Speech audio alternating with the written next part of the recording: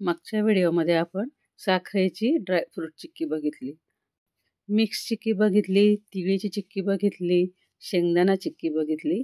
आज आपण गुळाची ड्रायफ्रूट चिक्की बनवणार आहोत. गुळ खाण्याचे खूप सारे फायदे आहेत. गुळामध्ये भरपूर प्रमाणामध्ये लोह असते. जेवणानंतर आपण जर गुळ खाल्ला तर अन्न पचनास आपल्याला मदत होते. गुळामुळे ॲनिमिया पण दूर होतो.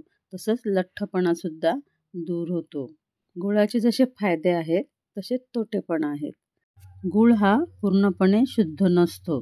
त्यामध्ये सुक्रोजचे प्रमाण अधिक असते. 10 ग्रॅम मागे 9.7 ग्रॅम इतकी साखर असते.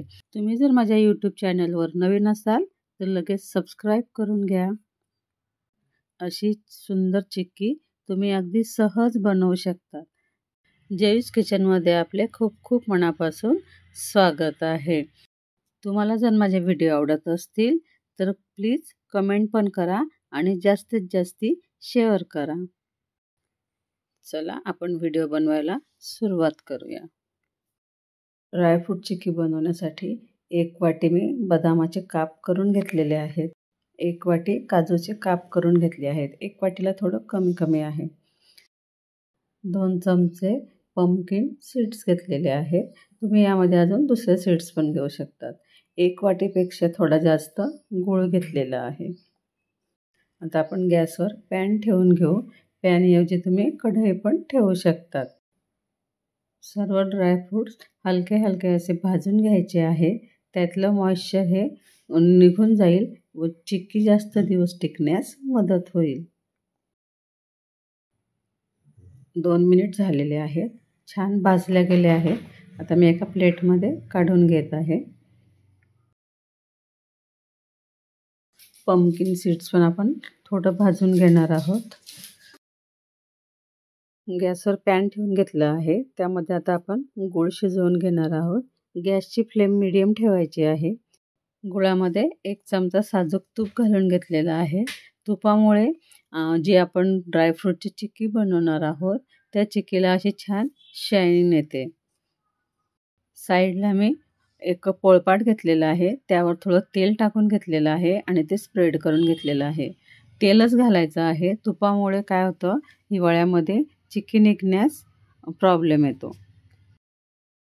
गूळ छान वितळलेला आहे आणि त्यामध्ये बबल्स यायला पण सुरुवात झालेली आहे.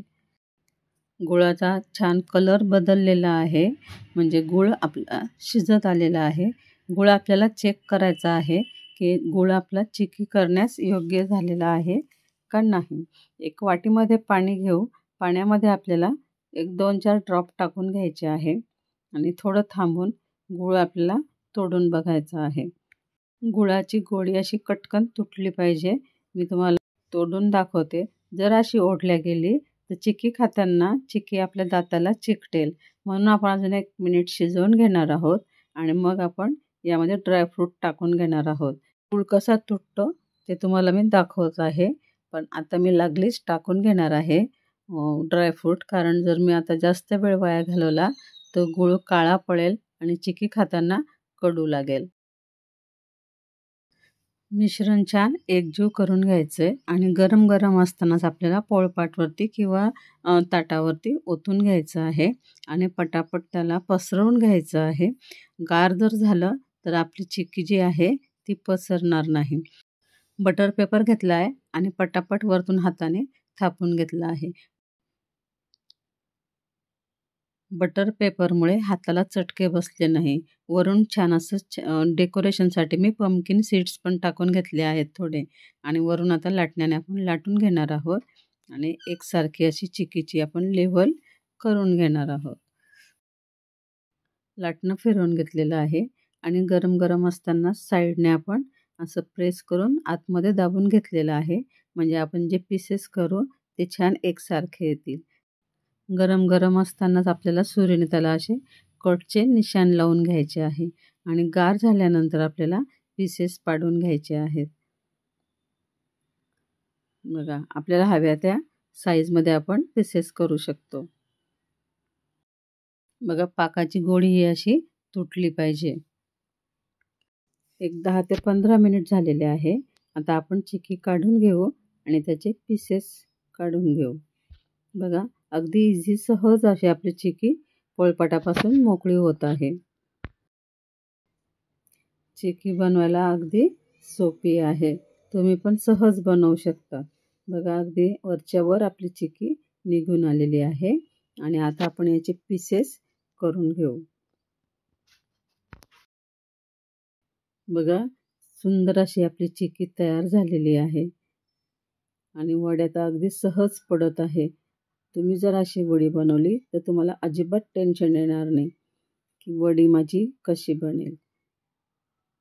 तर चला, व्हिडिओला तुम्ही जास्तीत जास्त लाईक करा, शेअर करा, सबस्क्राईब पण करा आणि सोबत जे बेल आयकॉन दिलं आहे तिथंही प्रेस करायला विसरू नका. म्हणजे तुम्हाला माझ्या नवीन व्हिडिओची नोटिफिकेशन लगेच मिळेल. परत भेटूया नवीन व्हिडिओसोबत. धन्यवाद.